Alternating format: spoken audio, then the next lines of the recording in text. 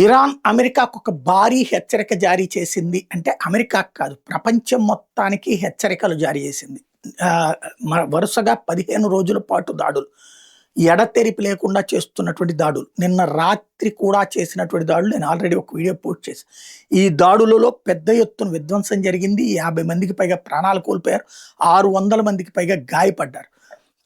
ఈ నేపథ్యంలో ఇరాన్ ప్రతీకార దాడులు వాస్తవంగా ఈ 15 రోజుల నుంచి చూస్తే రివర్స్ దాడులు తక్కువన్నాయి. మళ్ళీ ఇప్పుడే అంటే జోర్డాన్ మీదనో అటో చేసుకొచ్చింది. ఇవాళే పెద్ద ఎత్తున దాడులకి రివర్స్లో దిగింది.